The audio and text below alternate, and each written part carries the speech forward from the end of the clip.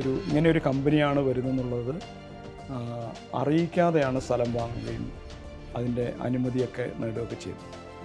ഈ പ്രവർത്തനം കമ്പനി നിർത്തിപ്പോകുന്നവരെ അതിന് നിയമാനുസൃതമായി പല രേഖകളും ലഭിച്ചിട്ടില്ല. അവരുടെ ഭാഗത്തുനിന്ന് ഒരുപാട് പ്രൊവോക്കിംഗ് സിറ്റുവേഷൻസ് ഒക്കെ ഉണ്ടാക്കി. പക്ഷെ ഒരിക്കലും സമരപ്രവർത്തകരുടെ ഭാഗത്തുനിന്ന് അങ്ങനൊരു സംഗതി ഉണ്ടായി. അതാണ് പ്ലാച്ചിമട സമരത്തിൻ്റെ അടിസ്ഥാനപരമായ ഒരു വിജയമെന്ന്. പക്ഷേ നഷ്ടം എന്ന് പറയുന്നത് താങ്ങാൻ കഴിയാത്ത 25 വർഷം പിന്നിലാണ് പ്ലാച്ചിമട ജനം. 25 വർഷമായിട്ട് ഈ ഡെവലപ്മെൻറ്റൽ പ്രോസസ്സിലൊന്നും അവർക്ക് പങ്കാളിയാവാൻ പറ്റില്ല. ജയിലിൽ കൊണ്ടുപോകുന്ന സമയത്ത് ഇപ്പോഴും ജയിലിനുള്ളിലേക്ക് പ്രവേശിപ്പിക്കുമ്പോൾ നടയടി എന്ന് പറഞ്ഞൊരു പരിപാടി അത് ചെയ്യാനായിട്ട് ശ്രമിച്ചു കഴിഞ്ഞപ്പോൾ ഞാൻ നേരത്തെ സൂചിപ്പിച്ച പോലെ പോലീസുകാരൻ ഇടപെട്ട് ഒരു കാരണവശാലും ചെയ്യാൻ സമ്മതിക്കില്ല എന്ന് പറഞ്ഞു. ഈ സമരപ്രവർത്തകരോടൊപ്പം അദ്ദേഹം വളരെ രൂക്ഷമായിട്ടാണ് പറഞ്ഞത്.